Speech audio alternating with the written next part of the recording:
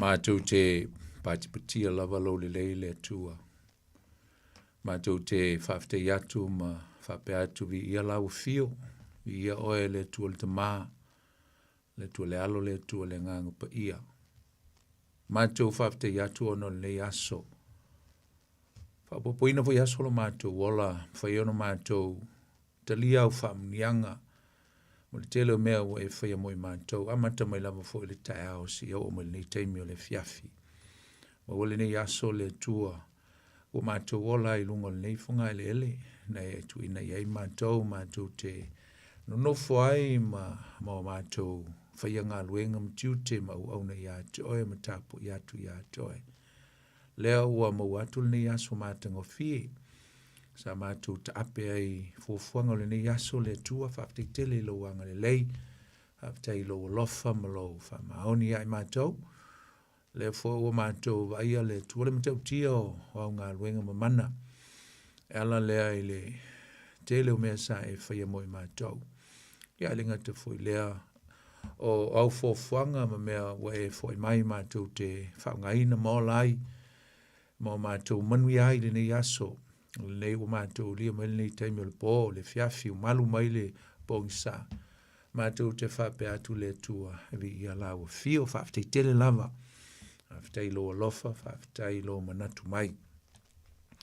Mātou te whaaftei atu le tua ona o lau whaamalolonga, o le telefo i o nai o mātou tu āma tina matama mātou tua, nai o mātou whanau, ia mai mātou umalava, te tonu ua whapenao na e asiasi mai le tua ma whapenao na maua foi le to tele i mai o le tino i nai teimi o mwai atu al nei o mai foi nei aso. Te tonu ia sa e pa iatu ma e whaamalolo i mātou i lo lava alofa tu noa. Mwhai e foi o na maua se mapsanga o tangata. Mai se nisi o lo whapena o na tau ave ni mai ti tu ngā ma le maftianga o le nei soi fuanga i ala i mai o le tino. O lo ta oto ma iei tonu o whale mai. Whaaftei le tua e lau whaamalo longa. Whaaftei le tua i lau whaamaisenga fo i le tele o nisi o ainga na i o mātou tau ainga. Whapenao no o iei fo i lau wala au pa ia whaaftei i lau wanganga pa ia i lau whaamafana whana. Whaaftei lau manatu mai a i mātou. E ui lau fo i na e wala wina nisi o i mātou. A maise si o mātou tunu i a lo whapenao na e tua i mātou tu tele. Tau sia pia i mātou lau alofa ma lau wanga le lei ala i lau whamaoni. Le tua i lau tau singa i mātou vi ia oe whaavavau. Whaafitai ono Iesu le whaoletanga. Whai ono mātou ola ma le mautinoa. Ia ilo mātou whaamoe moe tama. Ko mone e sauni o le ola e whaavavau e ala ia ke riso Iesu. Whaafitai tele ia vi ia lava lau suafa e whaavavau. Ia whaaftei fo i le tua no nei teimi tā ua e au mai a whaamanoina mo le mātou Paul Kalame. Le fo le a mātou sauni atu e talala upu ma mātou talanoai. Ia whaaftei tele lava i lo au mai o i mātou nei teimi mātou whaafsanga e fo i le mātou mta upo le a whenga ia i nei fiafi. Ia vi ia lava lau fio i mea uma ue whaia mo i mātou. Ia e mātou te atu i atu e le tua se e angalele mai, mafuta mai, fatasi mai mo i mātou le nei fiafi le mātou mta upu o le a mātou sauni mātou te talanoai. Mana umia lo nganga e whauina mea uma le a mātou whaia, whau le mātou whalong, whau fo i lau au auna o le a whapenao na whai ma alava, o lau lava whinangalo le nei fiafi, ia e nā tia lava le tangata e whatau wā, au auna ma le loto maulalo le nei fiafi a te oelo mātou tua, tau ia ina ia whailea mauala e o mai ai au whaamnianga e ala le whaongainga o le tangata. E whaamoe atu le mana lilo o lo nganga, wa o e lava e te ngalue, o e lava e te whao o lo upu, o e te whaamautuina ma whaamausalilo upu i o mātou loto e le nei pō. Whaamanuia i o tangata e le nei e fiafi o le a mātou mafuta, le mātou Paul Kalame, le mātou mta upu. A mataina lo nganga, si o lava ina whai wina le nei pō. Ia tu maupe ia to elevi inga o le whaamanu o le whaanitanga. Nei o aso umai o lava le whaamavau o no Iesu lo mātou li o mātou te talo atuai. Amen. Ia e me fol nei taimi whaatalo whaatua i le paia ma le mamalu si o tātua tunu pele Samoa e lau whaasausonga fo le ni fiafi ia ua whapena foi on taitai mai e le tua e lona nganga malana taita inga malana tau singa lo soi fua ma so mātou wola ia mwhai fo on tātua maul ni teimi tā ua whaamnoina tātua te sanga ia i le tātou mtaupu masani ia pol tātou pol klame masani o le tutu le Upega i le Loloto e peona masani ai ia o la auto auna vole nei poni fonti ia o la tātou mafuta mo tātou tal noa fai ma ala va o le finangalo le tua e whaau atu e fo i se upu wha malosi ai oe wha malosi ai tātou uma a tātou iei pe le savalinga o lo whia nei so e whata alofa atua i le ia la silasi o si o tātou tunu le suafa lamo i Yesu le tātou li e wha feilo ai atua i le mamalu o si o tātou tunu Samoa mai lava fo i au na le tua le nei fiafi mo tau misiofo ia i so se tō bine whata alofa atu ma whaafeilo i atu le nei fiafi i o lau whai ngā luenga ma lo le tau, ma lo le ngā lului, ma lo le folfola ma lo le ustaulanga e pei fo na iai le aso nanafi ma le asto nai nisi fo e kale sia ia i le tātou wala wina wha ustaulanga ma lo le folfola le upo le tua le fo i le tua i tiute ma whaiva ma ngā luenga me se o me uma ma vaenga ese o lo ministry ese o wala wina ai tātou ia me se lava o tau o lo tausi lafu ma moe alofa le tuanga le atu i atu tau e li tau ngā luenga ia ma le tātou ngā luenga whaifatasi ngā lolon sai wa i whawhita uli fo o ngā luenga ia ai o inai loa ai ia le malosi ma le manu maloina o tātou loto e le whirangalo le tua ia i teimi whaingtā ma teimi lutia ai le puava le tātou ngā luenga e malolo sai e le ni ngā luenga whaingofia fo i le leo ino lafu ma moe ma le whiaua le tua o tātou ngā lua ia malolo sai whaifo o in whaingtā lo fatu le tua ia tua lauso e le ngā luenga le tua me se fo le tua whine ia lofa le tua wha malosi atu e le ngā luenga e pei ona iai nei vai tau pata lofa atu i le nei fo i taimi i le tātou ele malu le turu e mese la foi na yo tatu tu asensina tamama tina matutua o lo fa penao na tapo mai ia i mauta malawa i le aso tama fanau a alo atu i fai mtiute o aso te tasi ia mese fo la tu talo mo ma tu fai au ia fa manuia atu le tu ia tu to le fa talo fa tu ia tu to me le nganga fiel nei po fa manuia atu le nganga le tu i ia tu to mo le to tapo inga atalo fa tu ni solo fa fonga mai tono mo tanga singa se le ngata foi le tono fal pui o atu le nganga le tu fa ma fanatu pa ya tu to ye fo le fa malo longa le tu ya tu to ya ofenga ye fo i matinga ma tianga o le tino e misi fo i tono fal pui o lo fa pena o tu le fa salanga fa le malo ki le tua ia e le ngata foi le fa talo fatu i lau whainga luenga e nisi o lo ngā lulue so se tu ai ngā luenga o lo e ngā lue ai ma whenga i ei fo i le mamalu le tunu o lo o whapenao na ngā lulue i sifi o le fiafi se o le aso tai au fa talo fatu i atu tau ni nei po i le suafa o Yesu lu tatu li i mo lu tatu faola e vo steimi fai wina i tu te mawhaiva ngā luenga fo i atu mo le file mui ainga mo moli atu o tau nui ainga whelo ai fo i ma ainga le fiafi e le manuia pa talo fatu i le paia ma le mamalu o le atunu o lo taape i so se atunu o nei ke lope tatu te iai po whea lava le atunu o lo e mafuta mai whaafonga mai iai i le tato pol klame fa talo fatu ia o e le uso mali tua whine ia ke riso ia malo fo i le ngā lulue malo le sa i malo tunu fo i o tō wau ma wai pe o i mātou nei New Zealand lofa le tua wha manuia atu i sa i ringa manuia o lo tātou ta ape mai ai tu uai o tātou ainga i Samoa lofa atu le tua wha manuia i atu tau. Whai fo enisi o asiasi mai tono le ai tele au kilani i whata lofa wha pito i atu tau malanga mai foi ono maafutanga ma konfrenesi kalesia le ngate leo maafutanga ainga le ngate foi leo wha lave o le soifuanga e pe on tātou iai le neilo langi e wha lave e tula i mai o le tino. Fata lofa atu ia te utau, lofa le tua, ia mai a foi fofuanga i tono nei ai o kilani to e foi atu manuia, pui le tua ia la uma o le awia. E ngata foi lea fai o stemi mo mo nei fitoa e mafuta mai e mai whaalongolongo, ma e whaafonga mai moa mai nei Paul Kalame o le tutu le Upega ile Loloto, whaapitoa lama le whata alofa ia to o le nei fiafi e le swafa o Yesu le tātua li i whaola. A ta alofa le sunga ia sau, ma ngā lulu atu nei fiafi ia lo au na matautua pe ia to oe, e le ngata o le sunga ia sau, ia la au whainga luenga, ia ma le pulenga le radio Samoa, ia nga le lei mawha manuia le tua i le nei au nanga i vaenga ese.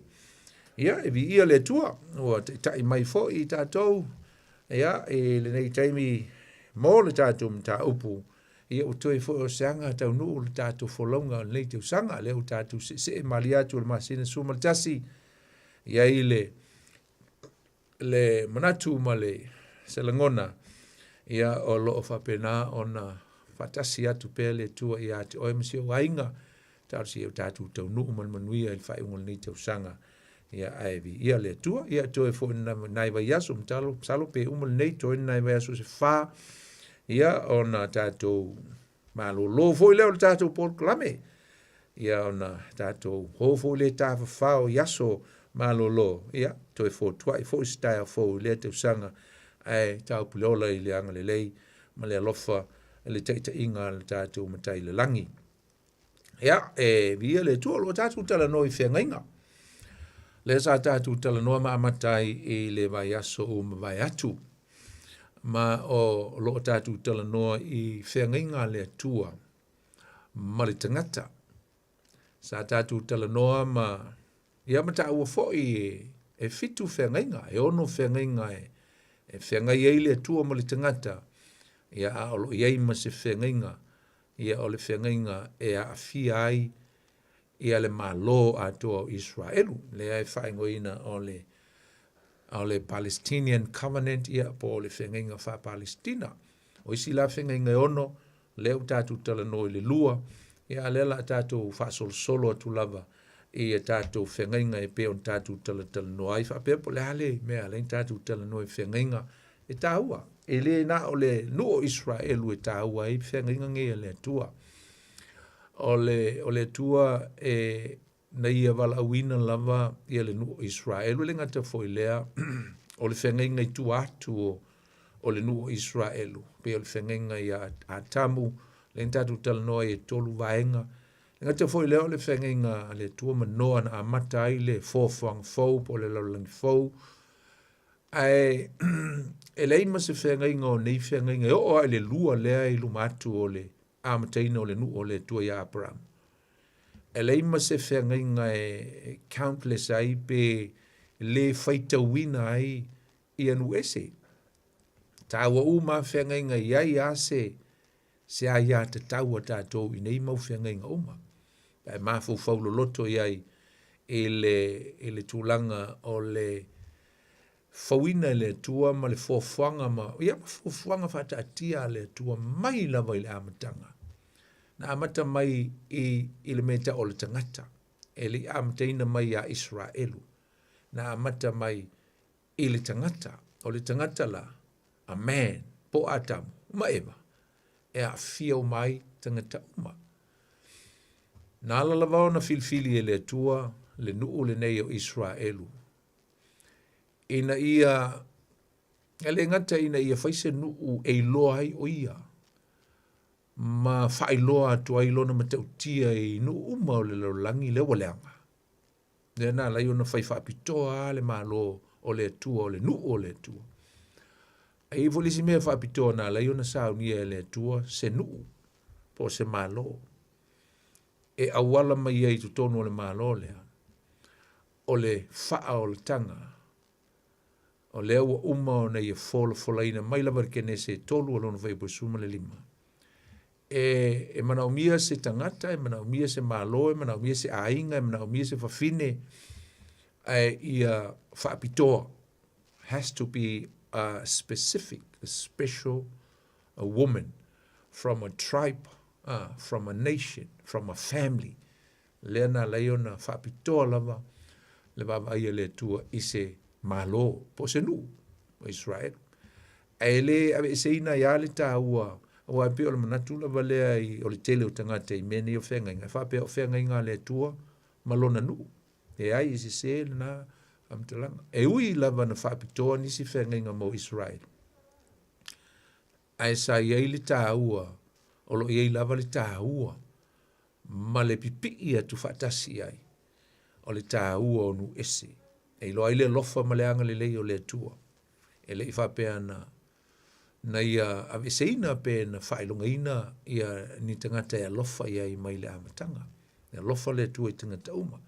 Le la sa tatu tala noa ia Adamic Covenant o le whengainga maatamu tolo na vaenga, Noanic Covenant o le whengainga le tua manoa, ta pena mai ina fo ia se tūlanga o le amataina, le toi amataina o se lalonlangi ia ma whaataape mai ai, ma tau mwhaina I whaataape, ui ai le taape, ia whinangalo na o le tua mai a noa, uma le whengainga noa, na promise ai a noa I tūlanga I le tu, o mai se malai e se lolo tūlanga me whapena, ling tatu tal noa I whailonga le nua nua, sau le whengainga Abrahamo, ia, msalo le antatu ngata I le whai unga lavo le whengainga le tua ma Abrahamo, I tele mea na promise tua I le tua I Abrahamo, uma tatu tu I pai ai, ia le ngata foi lea na amata mai na I Abrahamo le whengainga lea o le Palestina, Palestinian Covenant, lena fola atu le tiu no me lusu maleiva, ia mal tolu se folu, na toi wha potu potoina,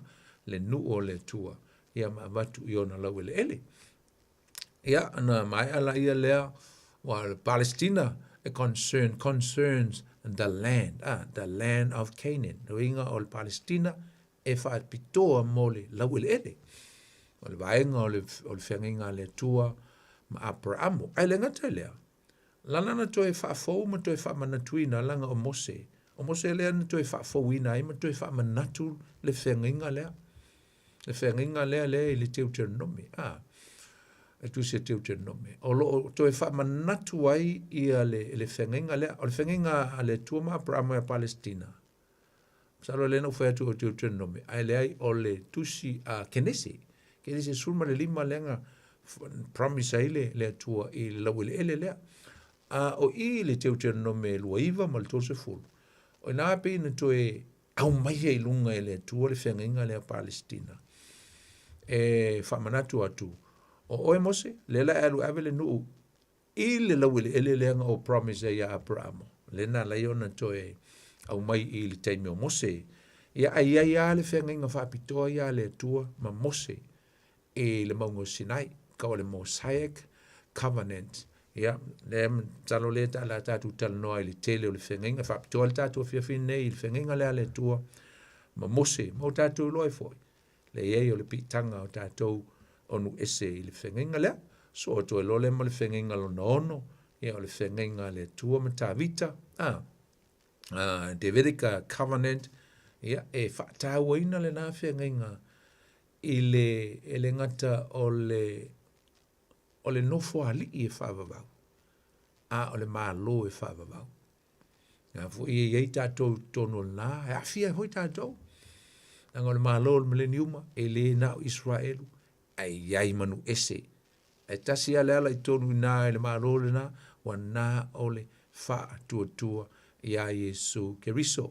La vea Israelu, la vea foi matatou ile fai tu to lava na tasi se la ta o ta tio e salo pole vai as fo ele Davidic Covenant ia pole whenginga le tua ma tavita ia tatou fai o elolea ele whenginga fo na le Jeremia tolsu matasi fai po tolsu matasi to lua tu tolu na lo promise ele tua concerning mankind's salvation pole faol tanga mo le tangata be alala lea ia Yesu Keriso na sau ma mai le fa'o le tanga mo I tātou, and that's a new covenant. Le sio le toto, ia le ana folfolatu e Yesu I ona so o le lātou pa seka muli lava o le whea ngainga fau I loo lava toto. Tau te ola ia I nai le vaenga nai se taimi. Ai o le whea ngainga a le tua ma praamole sa tātou ngatai. Pese le ta ua o le whengainga lea. Whengainga lea tātou ta ua le vaso le te nei. Sa wha mau wha ilunga ina e le tua i le peritome o tane. No winga le nā mea. E wawai ese mai ai e isolate mai pe whaapitoa i lava Israelu. E wawai ese mai ai mai malo uma o le lalangi. Lango le nuu o le ai i le promise le tua o le nuu o si taulanga. O le nuu pa ia. Talo le ta lau taua i le lisi le lau tua. Le taua tele o le folfolanga le tua ia Abrahamo e winga i le nuu lea o le a tupu mai a te ia. Na tupu mai le seed o Abrahamo ia po Isaako so mai mai Jakopo tupu mai i whanaunga e toa sulma le toa lua. Lea lana iai ia le nuu lea le ntatu taua ma fo le ntatu taua le vaso le ntene. Le fufuanga le tua o le a whaise nuu e maua mai ai se tama e mai ai le mōlana pol kalame le ana whata atia mai le kene se tolu vai po suma le lima. Neng tatu tala noa la tatu le toi o iai. A le nā lua i le tua i uroi kaleteia. Iraq, North, Western Iraq il teimil nei. O i nā le na maua mai ai li tangata. Eingo ia Abrahamo. Deana, whatonu e le tua ma watu i eise se whatonunga ia Abrahamo. Ia po le wala a wina fo ia Abrahamo. Ina ia tu ua me uma. Ai alu le nuu o le aia folatu.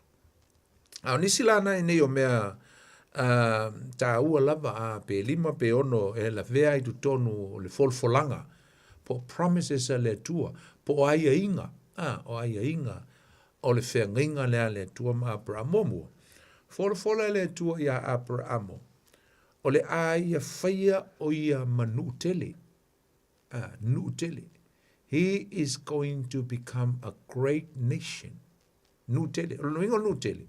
To tele tangata o le atupunga mai e tangata le to tasi. A le ngata e to tele tangata o le atupunga mai a Abrahamo. Ai o le avea fo i Abrahamo ma tangata i o le atupunga mai a tea. Po le nu o Israel.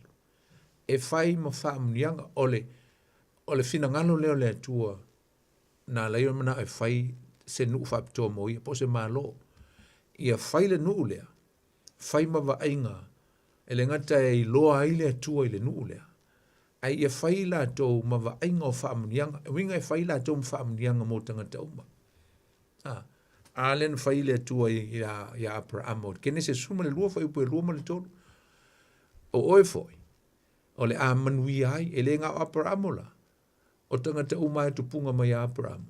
E te tau na whaila tau ma, be a blessings for all the nations. Whaila tau mwhamunianga. Not only Abraham, but everybody that is gonna come out of Abraham. O le a avea i la tau, there will come blessings for the nations. O le a whaila tau ma whaamunianga. Mo le lalolangi. Mo le lalolangi uma. Sa tau tō foi le tua pe sa folfola le tua i Abrahamo. O le a ia avatu se lau ele. Kanana. Naile mta upu na esfulu mo le lua. Alon fai upu e fitu. To e mention fo i le fai upu e mta upu esfulu mo le lima is fai upu. Le lau ele lava lea. Palestina, po Kanana. Kanana. Le promise la le tua ya Abrahamo. O le lau ele o te awina iei oe, o le lau ele na e tau te no nofo e whai mao tau. That will be your heritage. E whai mao tau tofi, tau te no nofo ai. I lau ele na. E le gata voi lea. O le si mea tā ua i le folfolanga le tua, ma le whengenga le tua ma Abrahamo. Na tau ami o tonuina ai e le tua Abrahamo. E ala i lona wha tua. Ma fola ina and God promised ma fola i e le tua. O e Abrahamo. Ua whai o e matangata ua tau ami o tonuina. Ma o le wha te inga le lei lava le na o le mele sa tau ma whai e tu lava e le tua. E le ngata ina ua sa fio mai Yesu ke riso ma whamanatu atu fo i le nuu o Israelu le ua ngata le tū la fono wa uma a le mele ua manao mia o le whaatua tua tai mai o tō tū la fono i samtau teo e pata atu o te amusi a le ua oma i o le whaatua tua ia Yesu ke riso e mwhai e ona ta ua mi o tonuina o tō eisa ana e ta ue Paulo to e tepa ia Abramo tusi Roma ngai whamatala i Paulo a mai e Paulo el apostolo Paulo ia Abramo mta vita e se mta upu ngalo te mta upu ngai a mai e mfate te inga po mta upu valu po le iva se mta upu ngai tusi Roma po le ono foi na a mai e Paulo ia le to olua lea e fai mfate te inga fai atua ia iuteia le ai tasi ale me tau te mwhai ei ona ta ua mi o tonuina o tau mo o tau sawai ele ma lo le ai tau te fio iai ole whaatuatua i a ke riso Yesu aisa o Abramo o le whaautu le o le me tau ole ta ua mi o tonuina e le o ngā luenga e le o le peritome e le o le tulafono e le o sisia mea ua afta amulu mo le tulafono ia musi ai wa fola ina e le kenese se fulu ma le lima alona fai upe ono fa mai a ua fola ina fo ele tua ua ta ua mi o tonuina o ia Abramo ele tua ona olona fa tua ila te mila le iso i fo Yesu a ua fa tua Abramo matali tonu i upu the words that came out of the mouth of God o upu na whai atua ile atua, o upu folfolanga. Na whai atua ile atua, ai na tali tonu iai Abramo, i upu ia le atua. E lea se nga matato, we believe in the word. The logos, le upu, ai le upu o Yesu, o le upu. Tātou te tali tonu ma whaatua tua, i le upu, ia ma upu na o mai e Yesu i ana evangelia e whaa. Tātou te le iai, ai tātou te whaatua tua ma te li tonu ai, i le upu, po o folofolanga ma mea na sau no ai Yesu, e pei fo Abraham. E le iwa ai, ai ua tali tonu. E le iwa ai e mauso na tali i, e le whanau isa ako, e le iwa ai se lau ele, a mi leo vai, ngā lau ele lau vai ei, e le iwa ai sana whanau li teimi lea, ai ua whamai ua tali tonu, Abrahamo ile tua ona ta wa mi o tonuina ile o ia ia po fatu tua foi Abrahamo ile tua se la ta wole ole vaenga le ele kenese na suma lima foi upo ono ole tulanga ole folanga ile tua po fola ile tua le tangata mua la malea ua ta wa mi o tonuina ona olona talitonu ilana upu po ana folanga ele vai ai ale winga ngalu fatu tua o lo mauti noa leo se mea. E leo va ai. It's a substance of things that hoping for. It is an evidence of unseen. Winga lo fatu tua. E peo Abraham. E le vai a ua tali tonu i lea tua ma le upu na ia. Promise mai ia ti a le taunu ia i si folfolang. Se la taua. O le lisi vaenga o le folfolanga lama le tu ia Abramo, sa whaia le tua le nei whenga inga, e le ai se tuunga, unconditional, e le ai se ai inga po se me fo le va pea, se ilonga e whaile mea lea, ono vitu pe o isi whenga inga ia la tatu atu iai.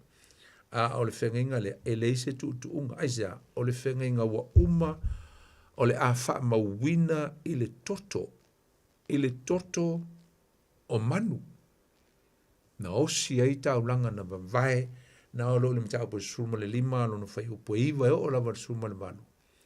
Wa seal, na lua i tu o manu o vavae ai, e ui ai le tu i tu tonu, dasi ma pra amo e osi ai le whengainga, o le whengainga e osi i le toto e whailunga ina i le toto o manu.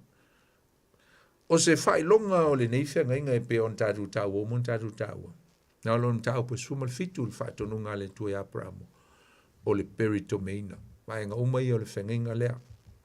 e te tau ona tausi e Abramo mai e whaia e pei ona whaatonu atu e le tua mai se o whaataunuina i tane o le seal ia po o le whaamau whaelongina o le whenginga le ale atua ma Abramo. E ilo ai o i la tō le nuu vavai ese. Ia, ma le mea mulmuli sa fulfula e le tua ia Abramo o le a ia vatuina se atali a son, that he is going to provide a son. In old age with Sarah, with malon tō lua, o mātutua, ia, fa mai la ua, it's impossible. Aisa, e le fitau i le mahu fau o le tangata le mea, tangata o mātutua, ia, fitsu lima tausanga o Abramo, am salo po o tu lata atu le fitsu fulu Sarah, ia, I promise ia i le tua. Ia ana pitoa maua lata lava i le selau tausanga o Abramo. Ia ai maua lolo Natali, se whautala iai. I le matau tia o le atua, malana folfolanga. Sa tau ata foilele i Abramo, le ngata foileo Sarai isa. Sa tau le tel tonu, sa ia lava le tel tonu langa o le manatu le whaatangata, i le tue mwhaia le tangata, on tue whanau mai le matua lea. Ai leise me whainta i le tua. A whaia na fola i le tua se mea i le tangata.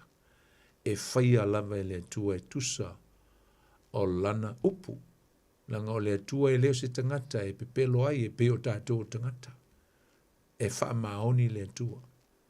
When he says things, when if he promised something, he is faithful.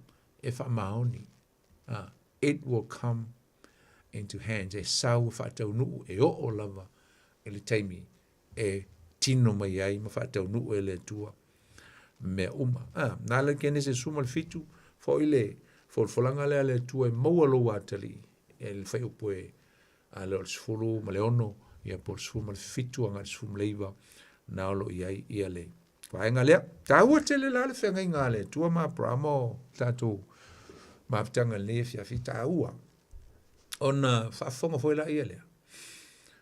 O i e pi ona a mata mai ai le tua ona whaatino lana folanga lea sa whaia i le kenese tolu o lona whai upo surma le lima. I le tama alwa fine na te tui momomoina i le ulo le ngata. O i le na a matai, this is where God originated, starting, the fulfillment of the promise at Genesis 3, verse 15. Amatai le tua ona faise fofuanga i le toe whaolaina, ia po le toe whaasauina mai leo le tangata talu mai le paua a tamu maeva. Since the fall, this is where God began to put together his plan and originated his plan for salvation.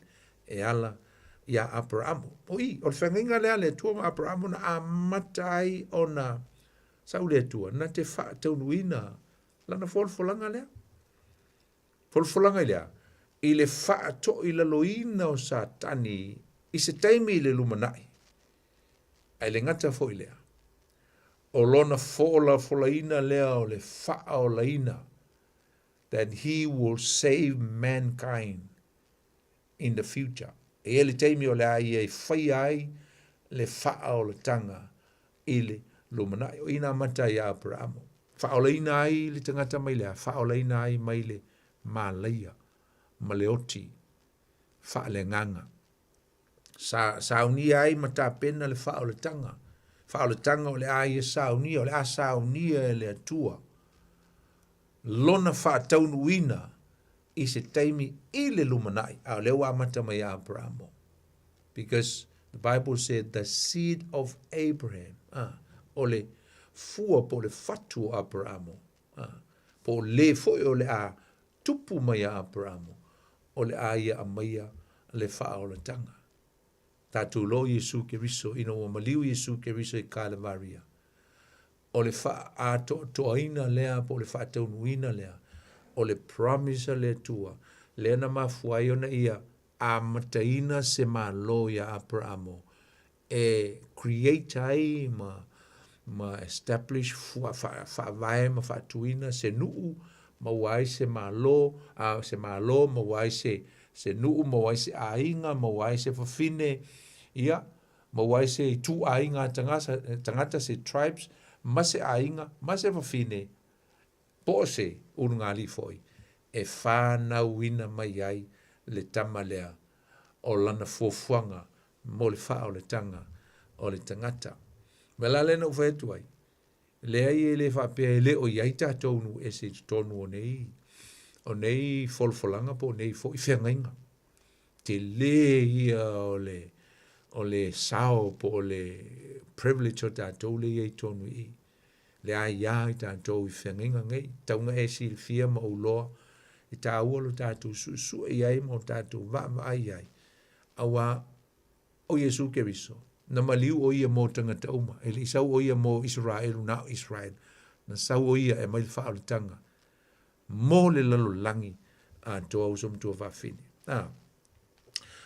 tatou se etu le fenginga fa Palestina e le fenginga le umona o ta ua to le amtanga o le folaina le tu ia Abrahamo o se lau ele ai sa to e fa mautu wina i le whenga le tua ma mose ina o le asauni le nu o le tua e anga i atu e whai mo la tau le nu na folaina o le lau ele o Palestina leo o mai nei o i nao o lono nofo ai wa o le taimi ali otu nu o le tua sa tumu mano nofo ai tangata ese au sa ite au sa ite au sa peruse au sa ye puse au sa yeti molitelo tu ainga tangata o sa kanana o molitelo si tu ainga tribe sa no foi do tonu I ai pe o le nu le o Filistia sa tele le vaenga fo o le nu sa no foi o lo anga ia tu le nu mai le fa sa o lo tonga mai e kupito no o ina manu malo ina Yosua makale po le tele o lau ele a o siono fa la sa tele a tangata na tutoia ia tutono le nu ele kilia ese e mataulia la le taimi o Yesu fa bupu le tala jump loanga i tatu la loanga le taimi o Yesu na umatu lo Yesu a wa umana perfete ina Yesu le mea o le ato e o ia Iutaia ma le a Jerusalem ta apeloa ina ua faa le angaina ma faa tafuna ina e tito mai Roma te au Roma ile ti a fitse fulu i e tutonu o Jerusalem ta lepe le malu solo pa susunu le ai fasioti tangata to e titi au o le miliona le tangata Iutaia na fasioti le te au lea mata ape ai le miliona o tangata ua disperse po ua whaasala watu i le lalolangi atoa. Ua maua ilo i le avanoa o Palestina. O tangata Filistia, matelo tangata Filistia, ai na muli ane. Ua whaingoina o tangata lava e tasi.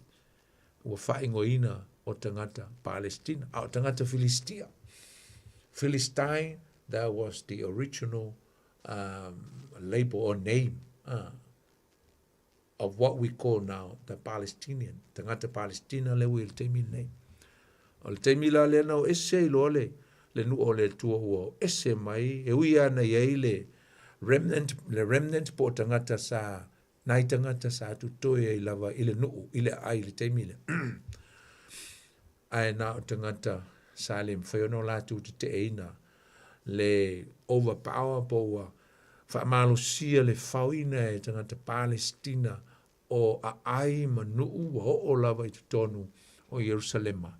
Lea lai o maltaimi nei e leo whaingofia le toi fo i atu o le nuu i o latu lau ilele. Ai maise lava le mea sa iai le malu o le atua i taimi o Israel po taimi o Iutaia.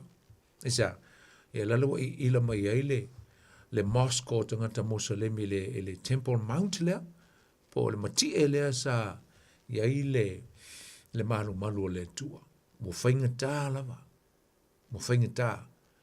ai eilu tātou tele tonunga, e leise me whainta le tua, wa e eila vale tele tonunga o tangata sue me tangata kerisiano, e mese skola kerisiano, e o mai lava le temine, e eilo lātou tele tonunga, e to e whātū lava le malu lona tolu, o iutaia, po Israelu, i le mea lava lea, mea tonu lava lea i eile mosque o tangata Islamic il temine.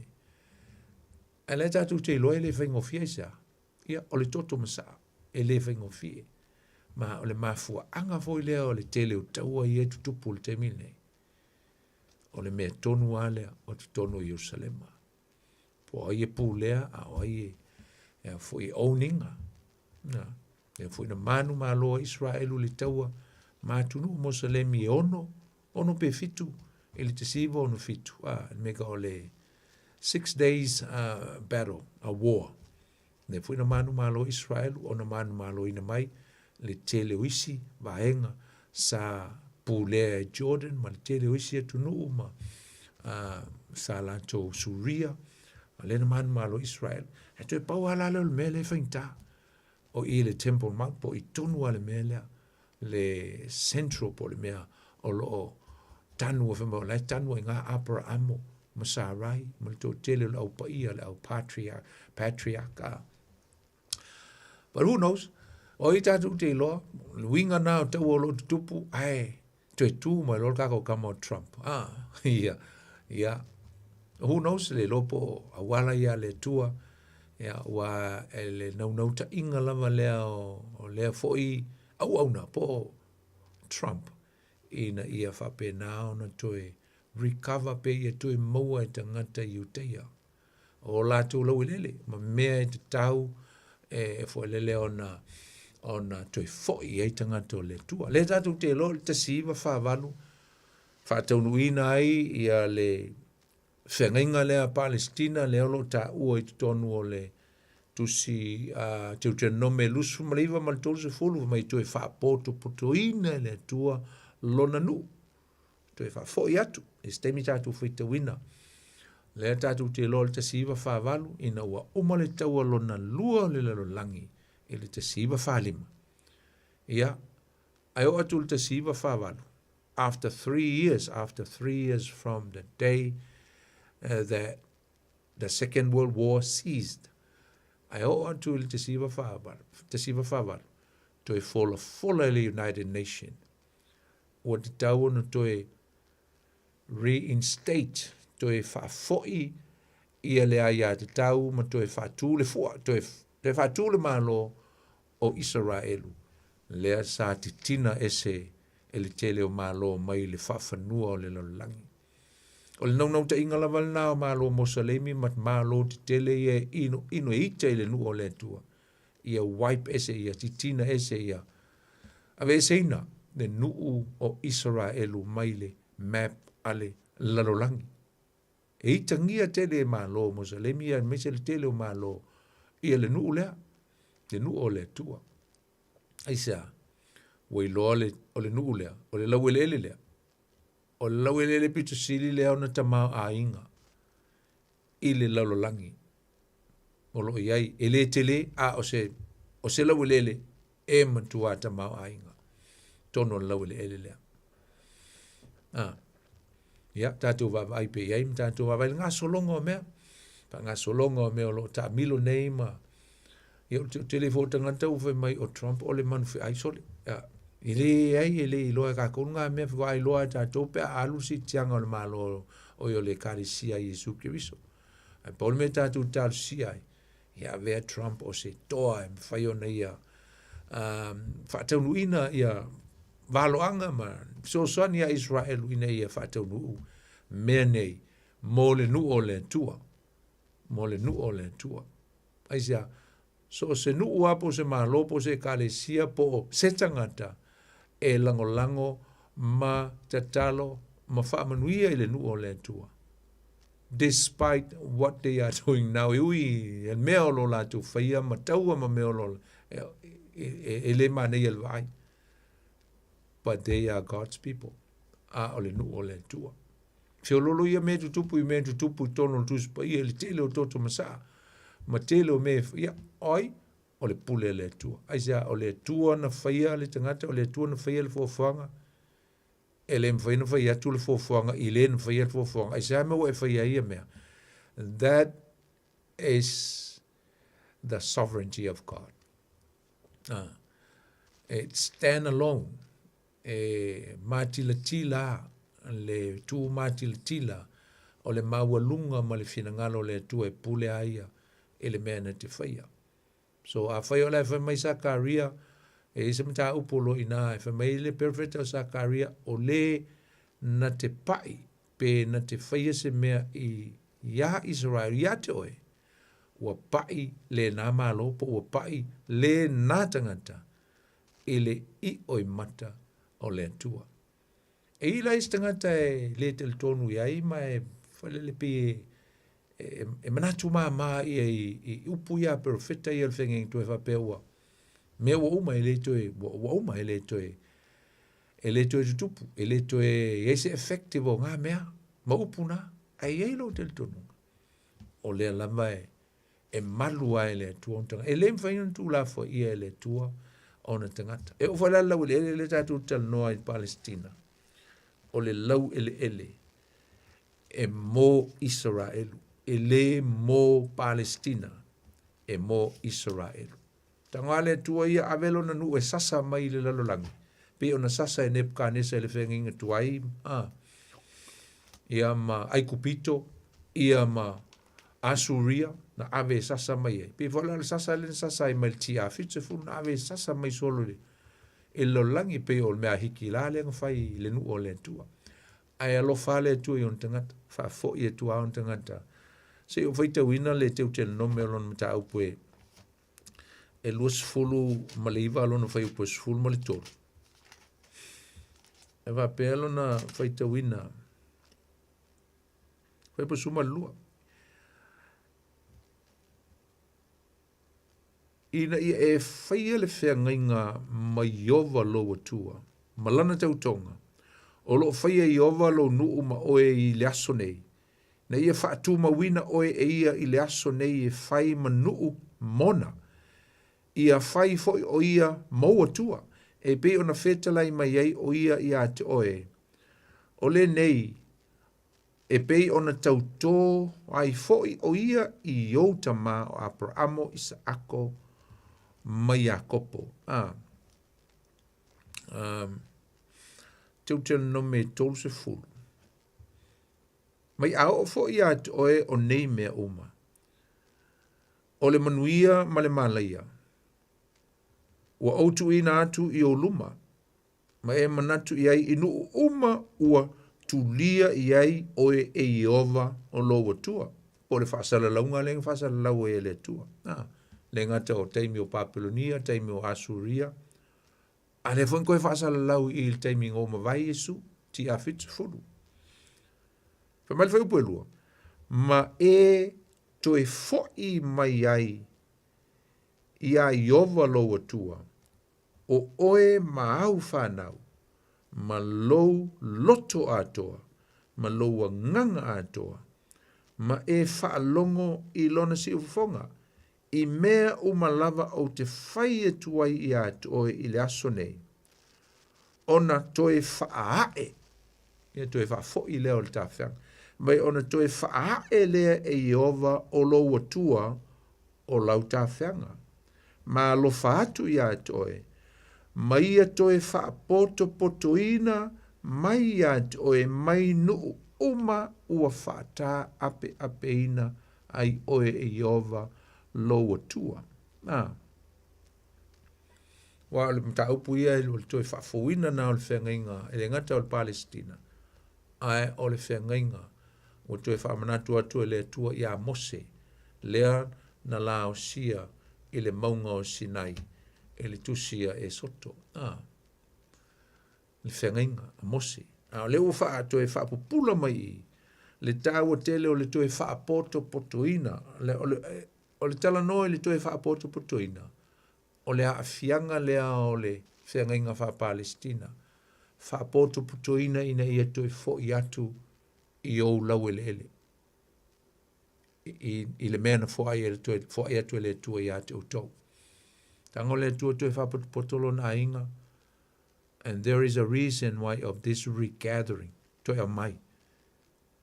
And what is that reason? Is for God to put his people back in where they belong. They belongs to Canaan, the promised land.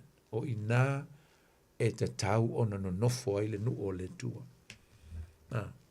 Tau o na nonofo ina. Toi fo iai. Ya. O le tau ala usom tua whawhine, le tatu tala noa, o le me sili ma tau ai le, i whenga inga nei, me se foi le la tatu tala noa le whenga inga mose, ma le tua.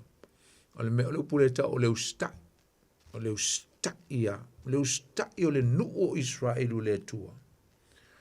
O le a matua a vea i la tau, ma wha manu ianga i tu tonu le lau ele ele lea.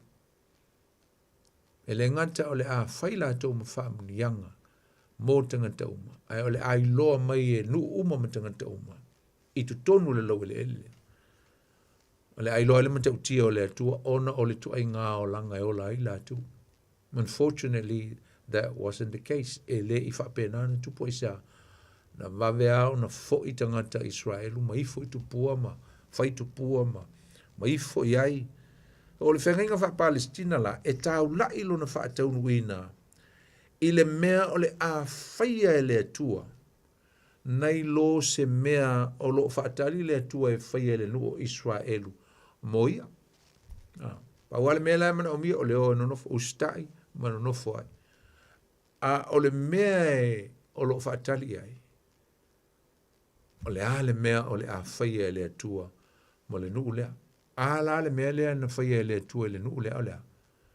O lona mana malana pule, na mawhai ai o na toe whaafoi le nuu o le atua. Sao atua le 4 miliona mai le taua mua lolangi, taua lona lua, e uia e lata le 1 miliona tangata na whasiotia hiki la. Ae na toe whaatutupu lawa e le atua 1 miliona e tele. Se ia o lawa I le teimi, na toe foi ai le nuu o le atua I ona lau le ele. O le mela le sa whaatali ei mai le tele o tausanga. Afe fitu se lau mauna, toi te afe valu se lau le a whai o tausanga. Talu mai le ti a fitu se fulu, se eo o mai le tasi iwa whavalu. Tele o tausanga. Toi te a maua le afe valu se lau le a whai o tausanga le valea.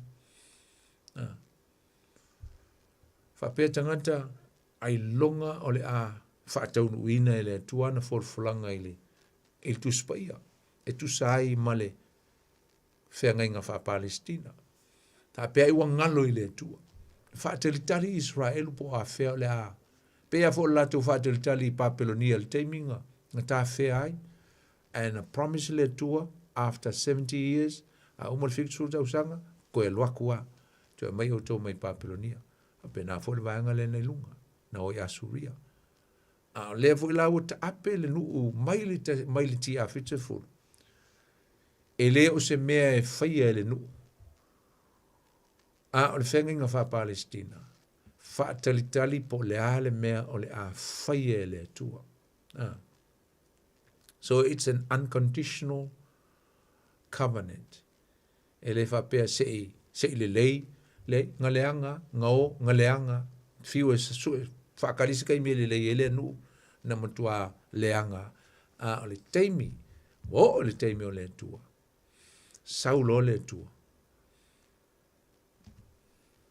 whaatau nuu lona anga le leima lona lofa malona wha maoni I ona tangata pela no vatu ele o se conditional covenant ele va pen fainia ia inga a ko faia le mele ko faia le mele au tau sia le mele tau nei no malia le ale tu it's like for le pe tasile tu o le fengainga tu atu o le recipients po tanga te le si tu o le fengainga ya au to ustai au to faia le mele au to o stai le mele a o tu atu e atu o le a whaamanuia o tau. Ia ele whapea la o se mea na whaia Israel o peo no taua. A wā ua atu, ua leo stai, ua lātou soli le whengainga. A sala e le atua, a e na whaatali lo lea, po o le a, ia le mea o le a whaia e le atua. Le whengainga wha Palestina le winga lau lele. Le ana latu le atua to e wha fōi mai la tau, ma to e avatu i la tau, i le mea e te tau o na mauai, e pei ona fola folaina i a Abrahamo. E ui la i le leo stai o Israelu, i le latu o atu le ana o atu i le nuu na fola folaina, e sa iei lava le fōwhanga le atua o le a ia to e wha fo i siaina mai le lona nuu, i lo latu lava lau i le ele sa fo ina atu ia i latu, e no nofo ai, se ia o i le malo o le misia i le millenniuma, o i nā le taununga. That will be the climax of this covenant, the Palestinian. Aisha, why? Because that is where the throne of the king will be established. O i ngā o le a iai le nofo alii, o le ata lii o ta vita le whamei whaavavau, lona nofo alii, ma lona maa lo, e le eise ngatanga, le lua le Samuelu, tau pe fitu, whaipo sumatwha. Le whangainga whaatawita ngā Davidika kavanena. O i nā lea e whai ai, e tāua lau le ele lea, langa o i ngā le central o le mālo o le atua i lunga o le whangai le ele. O i nā lea ele no fō o le tupu o Yesu Kiriso. E siona e le mea o le a rule mai ai, ma whai mai ele na pule i le awhe tau sanga o le millenniuma, o le mālo o le atua i lunga o le whangai le ele. Ia, ia le atua. Tato me imaila ia lea i le Mosaic Covenant po le whengainga a le atua ma Mose. Ia. O se whengainga iei o nā iainga. It's a conditional covenant. Le whengainga a le atua ma Mose. Sa whaia le atua o le whengainga lea a Mose ma le atua. O le whengainga a le atua ma Israelu. O le whengainga le atua ma lona nu. Ai le sa whaia lunga o le mongo Sinai. Ai ala na whai ngoa o le Mosaic Covenant. Po o le whengainga a le atua ma Mose. Leanga o Mose o le tangata lea sa i le vā o le nuu ma le atua. O ia lea sa, he's a middleman, representing, Moses was a representative of Israel. O ia lea sa whai masui o le nuu. E whengai ma le atua, e whai atu le atua, whai mai Mose, whengai ma le nuu, whengai ma le atua. I le tā ua te leo le whengainga lea. Whengainga lea nai, dai le whengainga lea nai amata mai le esotus fulma le iwa. Te tonu e o tua le mta upo lusul tolu lusu malfa, tā ua o whengainga lea o lo iei tū la fono mpolo inga le atua, ma osi le whengainga se i o ina tali atu le nuu ia Mose, o le a mātou whaia mea uma ua mātou whalongo iai, e pei ona feta lai mai ai lo mātou atua i le aso nei. So they agree, waka o mai e Mose le menga wha mai e le atua, ma fola atu mea uma ma le tūla fono, ma aia inga uma o le tūla fono, o i le whenga inga le atua. Ia, lana, na nisi foi teimi e whae ngole nei whenga inga, o le whenga inga tuai, le ngata o le whenga inga Mose, pe ngau tau o le whenga le atua ma Israelu. Ai o lo whaingo inga o le whenga a Mose, a Mosaic Covenant. Au nisi voi taimi tātou te loa le whenga ngi, o le whenga tuai. It's an old covenant. E ngau o mai lo ia Yesu, ia sau lo le whenga fau, po mātu le whenga tuai, ia po ua mawai atu le tū la fono. Ua sau le alofa tū noa. I le lolangi ina wa fio mai Yesu. O le usta I la le upu pe ono ta o momua. O le upu pe sili le ana. Ta hua I le whenga nge le tua mamose. O le upu usta. Usta I. O upu, o le upu le usta I, o le upu nufamai le tua. A fai tau te usta I. I au tū la fono. Mautou tausi I mea uma. Ua aufai atu ai I a te autou. Ona o wha manuia le I a te autou. I mea uma tau te iai. Ai a whai, tau te leo stai. O le a whalongo I tu unga, e po ai inga, po conditional. O le a o I a te autou. Lo to sa, po wha masinonga. Ia pa sesi vai upu. O le a autou le manuia. A whai tau te le tausi, mautou whaia, mea ua o whaia tua I a te autou e tusa o le whengenga le nei. Mai le tua, o le aso le nei, o a uolo autou atua. O autou, o tangata. E vai la le talia le nuu I le e soto e sfun ma le iwa whai upu e. Fitu ma le valu nei e le talia le nuu I le atua. Wha mai a le talia le nuu, o le a mātou whaia mea uma ua whetalai mai ai no mātou atua ia e mātou I le aso nei. We will do accordingly to what our God, our Lord, Yahweh, told or tell us today. Nā mātou whaia. Ia lau a kri I vaenga o mai lua o le whengainga. Whai mai le tua, ma li atu le pito lea. Mai pau foi leo le whengainga.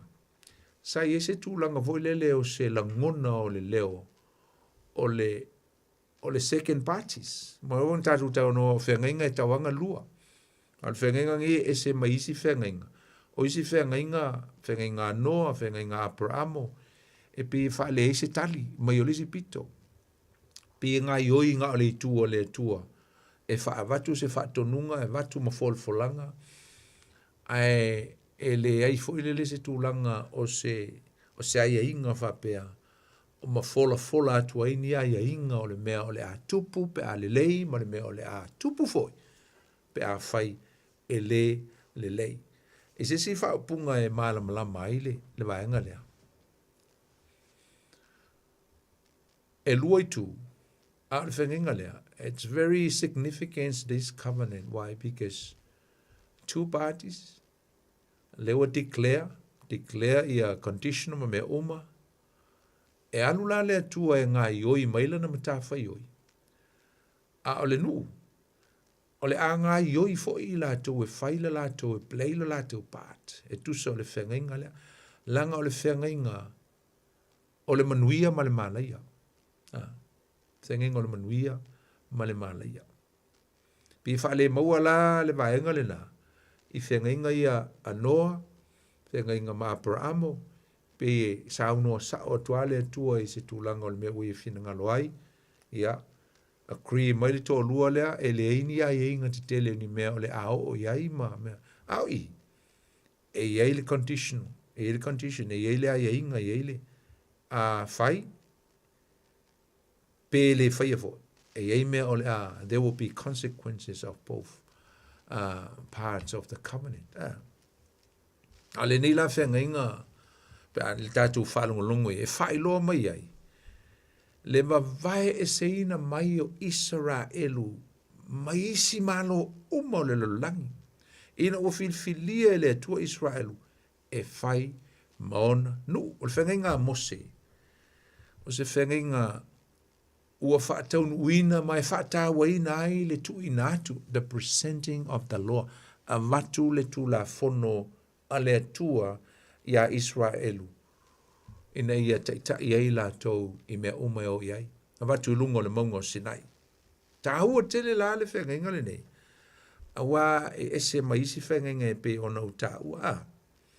E na umontatu tala noa ele vaanga na. Ai a whai au stai Israelu I le tū la fono. na ave ia mose.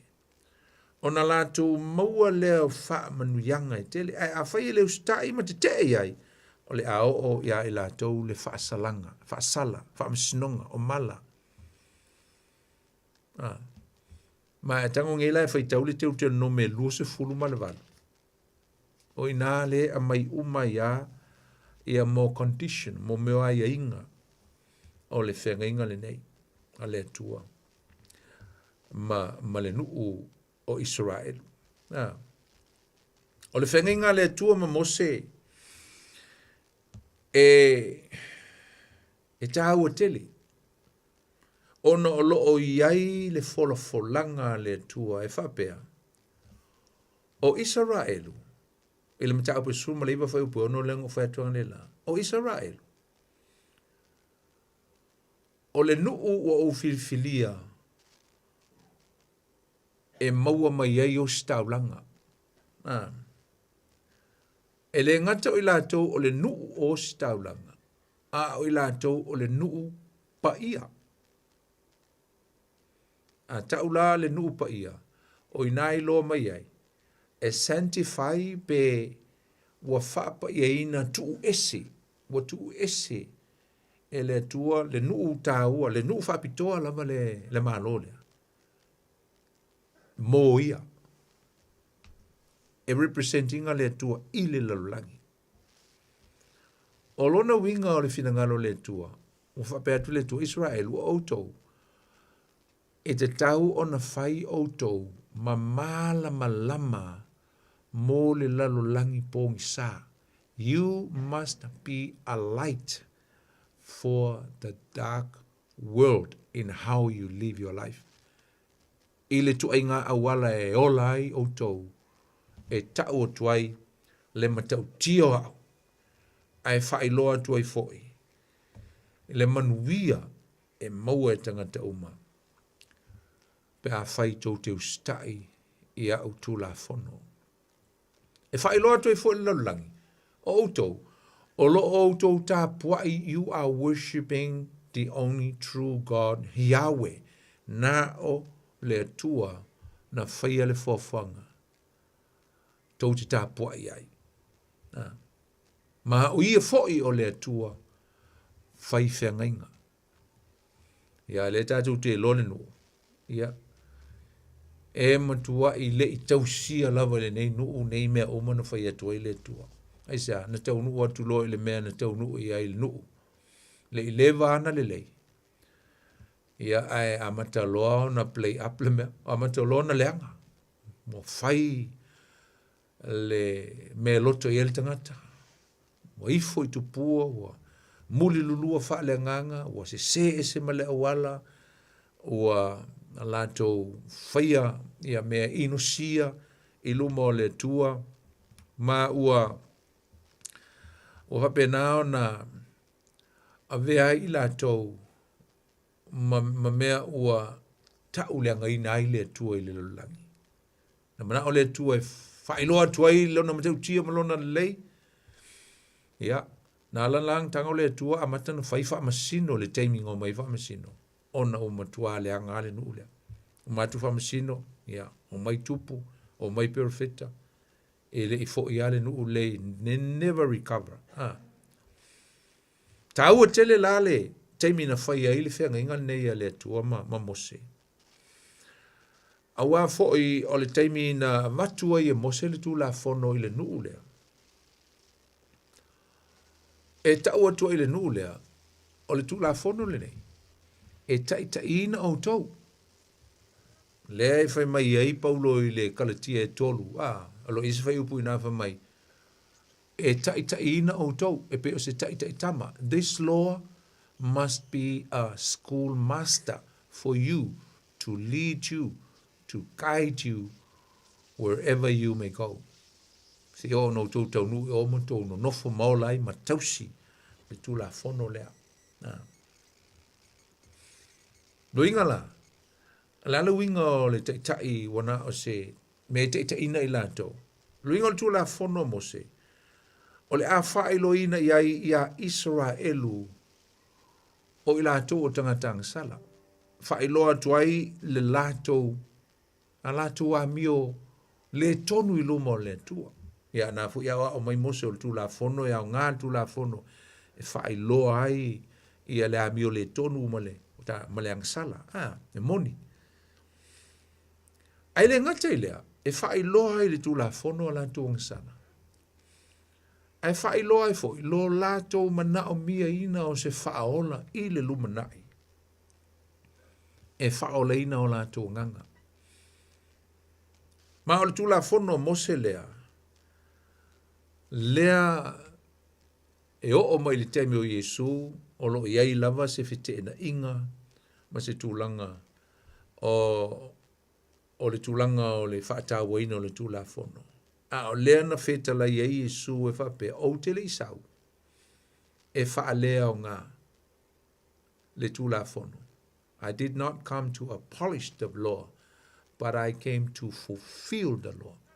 Aina o sau e wha taunu, fulfill o mai hau, mai Yesu e fulfill o mai hau. Ia le tū la fono. E tahua tele lava e ngā, fo lele, o le tūlanga o le tū la fono, pe a tātou wava ai, a wai o mai newa teimi, o le whenumi ai e ale nei mata upu, I manatu o tangata. Natu e whapea, o le tausi o le tū la fono, e whaasauina ai le tangata, sa whaasauina ai tangata, I le whenga inga tuai. A lo manino mai le tūsupa ia, e whapea, o le whaolatanga, ia po le taua mi o tonuina foi. E o mai I le tangata, I le nā o le wha tua I a Yesu. Ma le folanga la o le whaolatanga, e le atua e pe ona whaia ia Abramo. Wa nā o le wha tua, sa avea I foi Abramo ma tangata taua mi o tonuina. E le kenese suma lima whai upe ono. Ma o se vaenga foi o le whenga I ngā le atua ma Abramo, ma o loo o mai le teimi nei, o loo a fia ai pea ia le tangata, o loo fia maua ia le me tau ole, tau a mi o tonuina, ia po o le faa o laina, mai le kalatia o lona mata upue, e tolu a lona fai upue sfulu ma le ono, ia o le sfulu ma le fitu whapea, na feta laia, mai na feta laia mai foi folanga ia Abramo ma mo so la whanau e le I whapea mai o le whanau pese I e to tele ai o le whanau pese I ai to tasi o so lau whanau o ke riso lava lea ia o la upu le nei o le whiangainga na wha mawina na mua le tua ia ke riso whalong e le mawhai ona te talaina lea e le tū la fono na muli ai I ona tausanga o whanga lau pe whase lau ma le tolu ngā fulu ina ia wha le au ngā ina ai le mea na fola ina. Amen. Ia le na. Na le mea na fola ina. O ke riso Yesu pia na o mai la apostolo. O Paulo nei e fiafi. O leisi mea tātou te vai ai o le vaenga o whainga taulanga. O sacrificial system of the law. Sa le mawhai ona ave seina e whainga taulanga nge I le tula fono mose. I anga sala a tangata. I le mwhai na wha mai nai sesi pe ona I le peris fulu whai upo moe o le wha. Le mawhai. Na o le toto le tamai maa moe. O le taulanga na whai Yesu na mawhai ai. O le vaenga sa whai ele whengengi tuai, ua nā o se foreshadow, po seata la foia, o le mea moni o le atupu le whengengi fau, e ala lea I le tau langa e tasi na whai e Yesu I lungo le sa teuro, e wha maa ngalo ai nga sala le lolangi. O Yesu o le o se tau langa sili, ma le ato toa, na ia o sia le tau langa, tu tasi lona toto pa ia na malingi ma masai lungo le sa teuro, ena ia wha maangalo, wha sao loto ina ai tangata uma, I le lolangi pe a whai e wha tua I a teia. Fia whai tau le mata au puiwa le e peru whai upo sultasi o la wailona whai unga, o lo tala noa mai ai i le whaamanga longa lea e ala i le taulanga o le tōngiola na whaia Iesu mō i tātou o tangata angasala. O leo o vai atu ua toe se full whaami nute o le tātou taimi. Ia, te tala atu fo le tātou leina. Pe isi si e fia wala au mai mai fo isona fina ngalo, po sona manatu, e le nei fiafi, ia, wala au mai. E le tātou numero tolu fitu, tasi lima i wa tolu le tātou numero e te wala au mai ai e le nei fiafi. Ia, mai wa tātou tal noa i le, ia, leo sau tātou wala au. Ta lofa lava wala au mumua, ta lofa. Ta lofa poni. Ta lofa lava Antonina, malo o amai oltina. Ia ole malo sia whaftai watula fitunga. Ia le li. Whaftai fo i mui mataha upu nei tula le po e se le ana i or whamala manga mai nauri. Ia mata mai a pero amo le fo i o mai a mo se vi ia na vale atua. Whaftai mui mataha upu mana ia tele.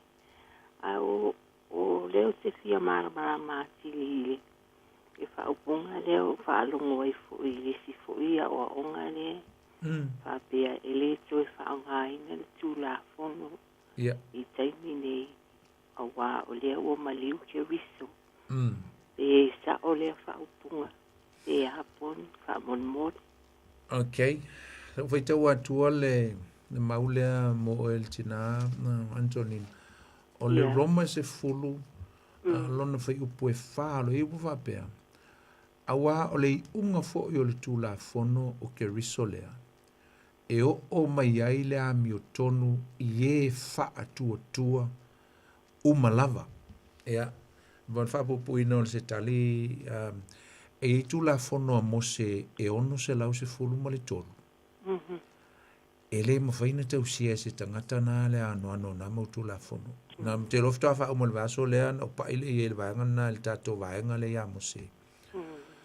Ai ei ia polo inga le tu moral law o le tula fono le tua. Pau i o tula fono te tonuna tu sia i a ao le tua e whavavau. Il papa maa o tula fono le tua mo polo inga e se fulu.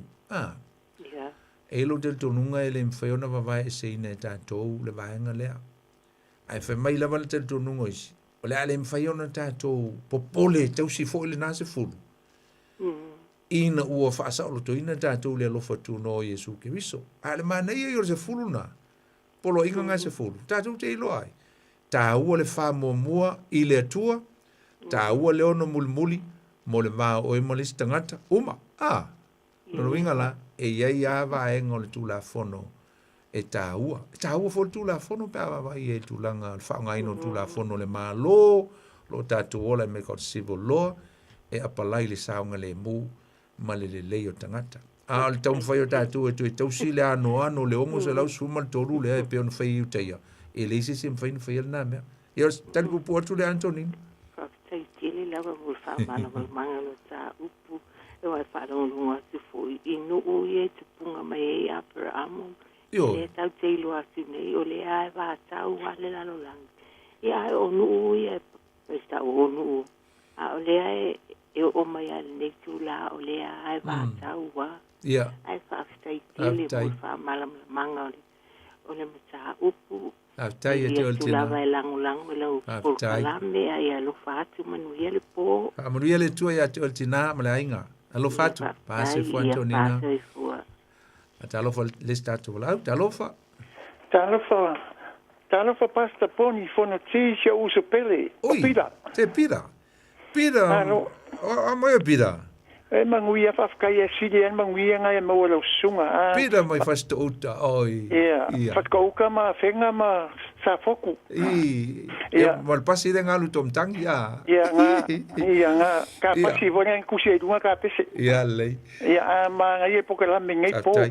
Ia, o le ai karusia kwa oi mako karusanga i mako roku le vai aso mara sa.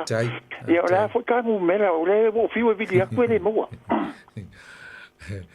O lua tasi, o lua lima valu tasi wha lima. Misi ka walau mai asau o le, i asau tanu mela. O le, o lua tasi, o lua lima valu kasi wha lima. Lima valu tasi wha lima. lima valu kasi fa lima. O lua kasi o lua lima valu kasi fa lima. Ia wana le ka ke fai loa es kai mila ka mai ia ere o kisimas. Ole lei. Alo fa tu pira.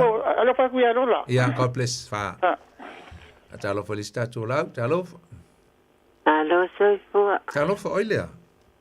Moiana, Moiana. Ma lo ya Georgina.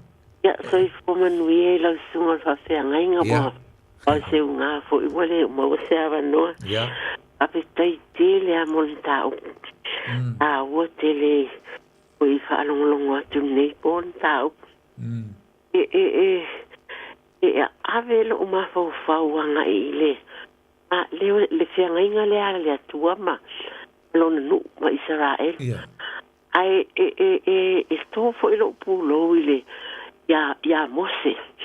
Wa ama fa ni fiangainga. O me tua mata utia. Monilo. Ai mi au mai il fatto io le pelengna le atua na fai. O Mose ia wai monia ia le tato tilo umai le fa sanga o tamatani e kupito le na fa aula mai ya Mose. Ai fe ngainga lale nei.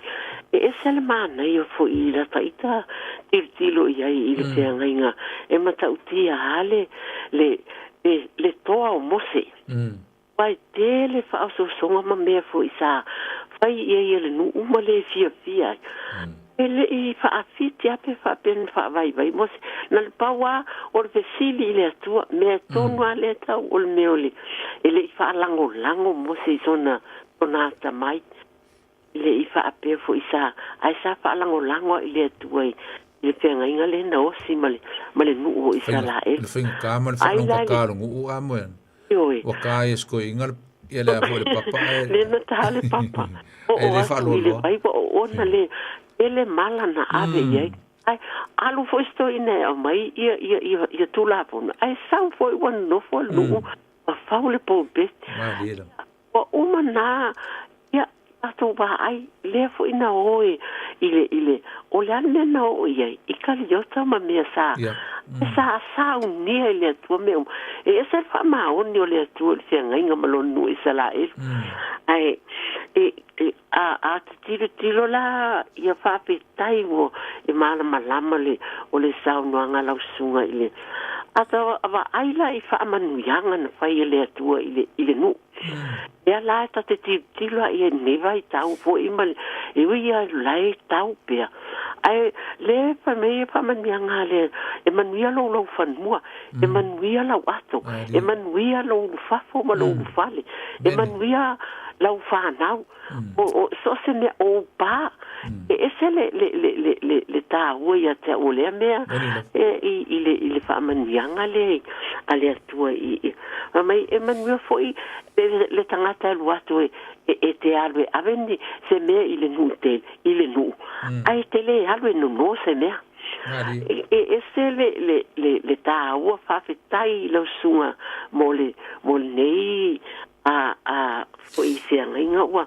ai esta mai fiangainga lea tate foi le pe fa sao mai a ulau sunga poni pe a pe e se le ma fau ile pengainga foi lea ai e fatama ma ino ua alwe tau ma a foi le na fai ile tua e a foi nei a na fo i mai ia le nu a moni ia o ai ale tangata e mua fafta ia te ia plan tu inatu e pe foi lele e tate tiro foi ele na o ile na sa wai ia fasta uman malo mai ai o so atu na a leon e pe e ta o tele i lo tama fau foi le tala noa le sa noa mai la sunga i nga ne ia monia apel amo ele ta o foi ia na frisia nga ai na o ai na tofo ele atua apel amo ai na abe astinga ta sile la tali apel amo ai lang le tiota o apel amo le wo le atua ai tai tele molo wa vanoa a sanga ia e a mau pupu ingale senga ulua le wo fi ala us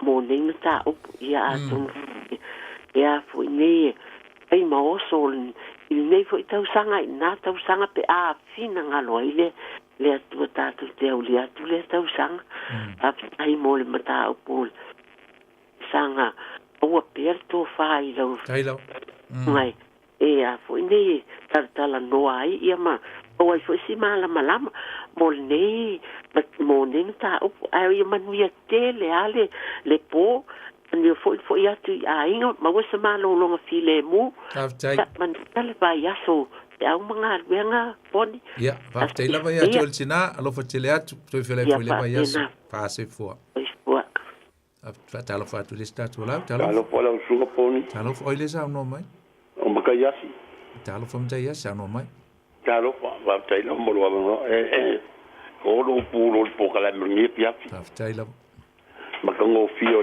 ol pa ol denga o ya peleam la so si lo fia lo shunga o singa ka pa pe o bakua ko fa ga o la e pa ye fa ga ga nga ole tu em foi no foi e pa kala ga ka ye tanga pa pe o singa ka o ko singa ka po le lo fa o makua ya tau ti nga le ko ye se na ole tu em foi no foi ye me io fatto kai te lo suo con mala malia ai o pia po il paola anga va pe pa nga o fa lo manguska ka vo le ka ko mi ya e o ba la u na o ya ga pa ko lo po ele luma io le luma kai pa pe kai lo suo le o ma o ni pia ko mala le aftai pe ka va venga le ku fai e ne pa ji no va pe ko me la le la po me pa ye ku o me ga ku si la ka ko no ma e fi ga lo le ku se o wala me e pa me ga aftai ya lo ko fa ga ni ko no ma ku ni la va de e ti jo pe jan kala e le po jo fa po va pe o le di la le ga ma a va pe kai ke le mo le ya pia di la pa lo wa ku ya pa lo wa ma ku ya la ga vela ke ko la po ya le ku mo ga wala la de wi alo fatu lo fatu ya o mala inga o fela ile vai ya la ya mangel po ya fase fo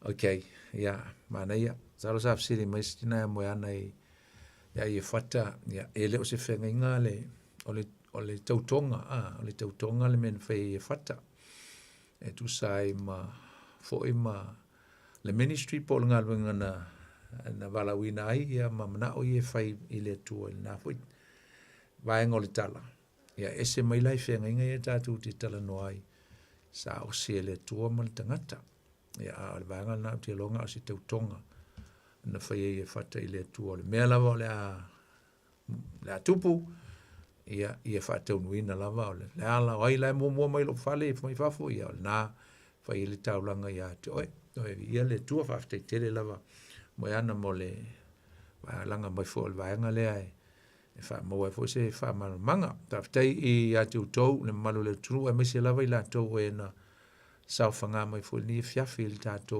mta upu ia fa tai fa fong mai ma lo lava le on sai ma lo le fa pale ma lo le lango ia fa tai e tu lava le malu le tunu fa i o tu ai fo sta le ni fia fi fa tai tele lava le to lango fa tai i komeni ia o le likes ia ma e fai lo mai e lo lango mai tato mta upu ni fiafi ia il ngata foi lea o lo mai mo mai i tu la le afa di sa fa ia i mai fa longo ia ai fa te e tu ia tu to le malu le tu no ia tu sai ma lo to lango le tato mta upu ia pol tato po klame fo tu le Upega ile Loloto ia le fa i tato se talo ne fiafi ma to te vi ia o ele tua fa te tele le ne fiafi le fa winga fo ol matu mta upu ne o mai sa e so swani ma e fatasi mai mo matu e mai fo ia e matu le tua se o onga e taua e o ina matu e tusa male malo lava fina ngalo e fata wina yo matu o langa male soifu o tangata matu wala watu le tua ne ia nga lein fa manuia yo tangata nuia ye na mato mafuta ye o lo fia malam lama ye o lo fia i lo fina ngalo e meso mta upu sisili o la utus ia nei fo i vaenga o me tau whengainga fai lo ma fa malam lama mai ai matou ne yo mātou mālam mai.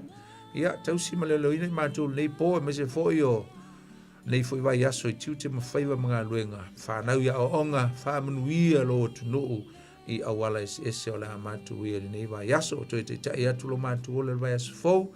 Maua se toi whailua inga manuia mau tangata e le mātou por klame avi ia lau fio. Nā le mātou talo.